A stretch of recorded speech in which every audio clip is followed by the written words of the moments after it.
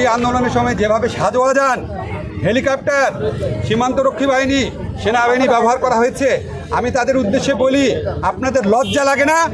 যখন সীমান্তে বাংলাদেশের মানুষকে হত্যা করে তখন কিচ্ছু করতে পারেন না, লাশ হস্তান্তরের জন্য হাতে পায়ে ধরেন। আপনাদের লজ্জা করে না? মিয়ানমার বারবার বাংলাদেশের স্থল সীমা অতিক্রম করে অ্যাটাক করে এই করে চুপচাপ বসে থাকেন। সব বীরত্ব, সব সাহসিকতা, সব অস্ত্র বাংলাদেশের তরুণদের উপর। আপনাদের লজ্জা হওয়া উচিত। এই সমস্ত বাহিনীর যারা প্রধান আছেন, আপনাদের লজ্জা হওয়া উচিত এবং আপনাদের মনে রাখা উচিত, কোনো অবৈধ আদেশ মানতে, চরম মানবাধিকার বিরোধী কোনো অবৈধ আদেশ মানতে আপনারা বাধ্য না। বাট আমার মনে হয় যে এটাই হচ্ছে সেই কালো রাত প্রতিদিন বাংলাদেশে মঞ্চস্থ হচ্ছে। প্রতিটা রাত বাংলাদেশে বিভিন্ন অঞ্চলে তরুণ, ছাত্র এবং তাদের পরিবারের জন্য বিভীষিকা নিয়ে আসছে। আমি বিশ্বাস করতে পারি না এই দেশের স্বাধীনতা আন্দোলনের নেতৃত্ব দানকারী একটা দল পাকিস্তানি বাহিনী, পাকিস্তানি সরকারের মতো ভূমিকা রাখছে, এই দেশের মানুষের বিরুদ্ধে দাঁড়িয়েছে।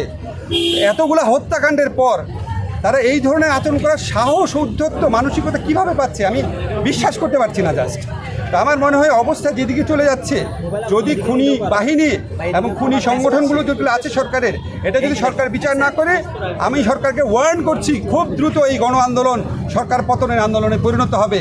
এখনও যেন আপনাদের বোধোদয় হয়, বারবার ওয়ার্ন করছি, বারবার মনে করা দিচ্ছি, দ্রুত ব্যবস্থা নেন। অন্তত 40-50টা পুলিশ, ছাত্রলীগ, যুবলীগের নেতাকে ইমিডিয়েটলি গ্রেফতার করেন। এই সমস্ত ভুয়া এজাহার বন্ধ করেন। এই সমস্ত ছাত্র আমাদের তরুণদেরকে যারা আটক করছেন ইমিডিয়েটলি নিঃশর্ত মুক্তি দেন। বিশ্ববিদ্যালয় খুলে দেন। মানুষের বুকের ক্ষত দূর করেন। এটা একটা গণ আন্দোলন, এটা একটা গণবিস্ফোরণ। এটা একটা আওয়ামী লীগের মতো একটা দল যদি এটা বুঝতে না পারে, এর চেয়ে পরিতাপের বিষয় আর কিছুই হবে না। আমি আর্জ করছি প্রধানমন্ত্রীকে, আপনি চারদিকে খবর নিয়ে দেখেন, এটা একটা গণবিস্ফোরণ, এটা একটা গণ আন্দোলন। এর উপর দোষ চাপিয়ে দিয়েন না। আপনি খবর নিয়ে দেখেন গোটা সংস্কার আন্দোলনে ছাত্রলীগের কত নেতাকর্মী অংশ নিয়েছে। আপনি খবর নিয়ে দেখেন বিশ্ববিদ্যালয় হলগুলো থেকে ছাত্রলীগের নেতাদেরকে যে পিটিয়ে বের করেছে, সেখানে সিংহভাগ ছাত্রলীগ নেতা ছিল কিনা। আপনি খবর নিয়ে দেখেন আওয়ামী লীগ পরিবারের মধ্যে এই সমস্ত নিয়ে প্রশ্ন আছে কিনা। এখনও জনধিকৃত শাসকে পরিণত হওয়ার আগে এখনও যেন আপনাদের বোধোদয় হয়, এটাই আমার আপিল থাকতো।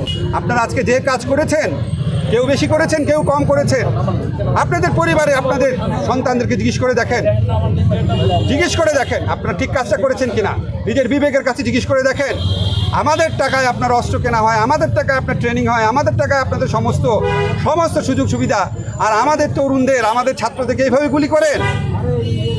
আমি বিশ্বাস করতে পারি না। আমি কার্নিশে যেভাবে ছেলেটাকে গুলি করা দেখেছি, একটা ছেলের লাশ একটা সাজোয়া গান থেকে ফেলে, আমার মনে হয়েছে এটা কি গাজা স্ট্রিপ? আপনারা কি ইসরায়েলি বাহিনী? আপনাদের বোধোদয় হোক। আমরা আপনাদের ভালোবাসতে চাই, রেসপেক্ট করতে চাই,